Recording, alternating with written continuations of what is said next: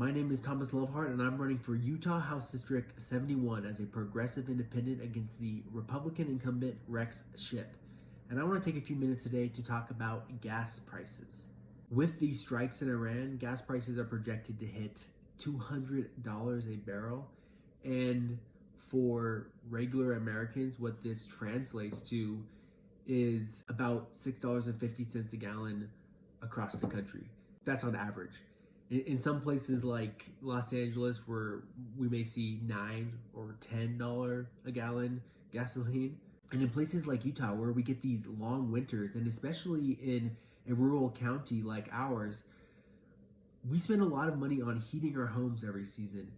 And now we're looking at a situation where many families are going to have to make that choice between whether they want to buy groceries for themselves or heat their home. And I think we're going to see a lot of people really start to feel the pressures. And the really sad part is that a lot of Republicans out here, they did not vote for hate. They did not vote for the Republicans because they imagined, they were going to really oppressively attack trans people or immigrants. They voted for affordability. They did not like what they were paying for their energy bills or their housing costs or their healthcare costs or their transportation costs or their grocery bills. And the Republicans promised to do something about affordability, but instead we're likely to see much higher costs across the board. We know that the tariffs were a disaster. Every company raised prices to offset the tax that these tariffs essentially were. And now the tariffs are found to be unconstitutional, and we're expected to refund those companies. But do you really think that prices are going to come back down to what they were before? Obviously not. For so many working class Utahns who depend on driving to their job, we're essentially going to have to ask them to now eat a 10 or 15% tax of their income just to get to work. And that's going to change the math for a lot of these people who are already working 2 jobs to pay the bills. Is what they get, what they take home, worth it when they're automatically paying a 15% tax just to get to work? The majority of working people out here, they rely on driving to work, and they have to buy gas every single week. And a lot of people out here, they rely on heating their homes with gas in the winter. And it doesn't matter if you're using propane or natural gas, those prices are going up. So maybe Trump assumed that Iran was going to take this really measured response like they did in the last few times we attacked them, where they call us ahead of time and we get our soldiers out and then they strike, an empty runway or something. But this time we killed their supreme leader. The Ayatollah is dead, who was probably one of the most moderate of the powerful voices in Iran in terms of wanting to have a working relationship with the United States. But we blew him up. We blew up all the old guard below him, and we blew up the layer below that. And now who's left are younger Iranian generals, younger Iranian military leadership who want war. So their response is blockading the Strait of Hormuz, where most of the oil that is leaving the Middle East has to travel through.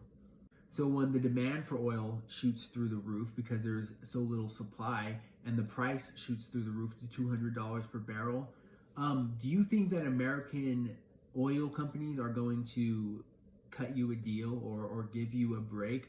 Or are they going to be raking in those profits?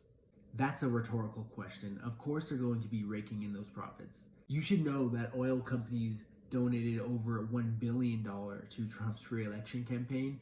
And when oil prices shoot up, this is good for them.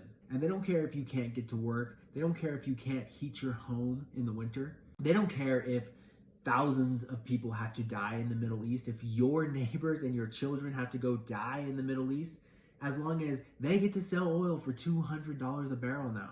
And when you think about it, that's virtually every corporation in the United States. They don't care about the human cost or the human toll as long as it pads their profits.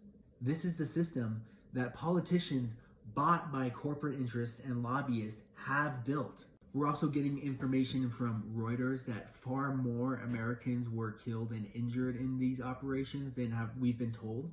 And we should know already that most of the information that we get coming out of this White House is bullshit. But I really want you to think about what else they're not telling us.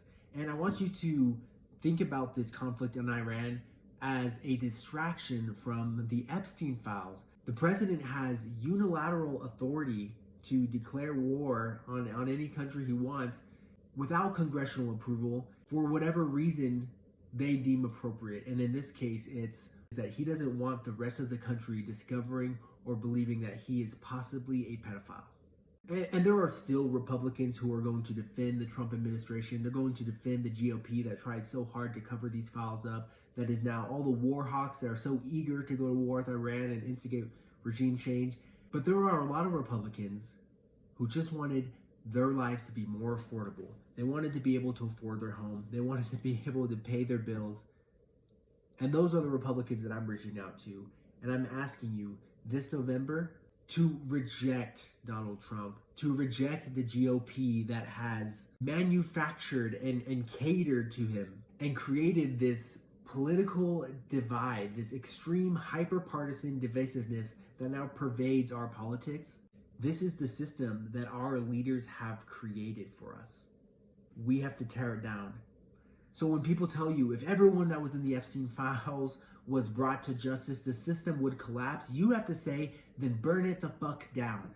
And I'll tell you that although a lot of establishment Democrats are coming out and they're against the war, they're against the idea that Trump did it without congressional approval, they really are for the war. They like to see regime change in Iran. So I'm not saying that establishment Democrats are going to be the solution we need, but certainly anti-war candidates across the board, anti-AIPAC, anti-Zionist candidates across the board. My opponent, Rex Ship, has been in office for 8 years and he's done nothing to help working class Utah families and done everything to throw fuel into this ridiculous culture war that separates and divides us. Real Americans, everyday Americans, patriots, believe in justice for all. We believe in freedom. We believe in equal rights. And anyone who does not believe in those principles does not belong in our government.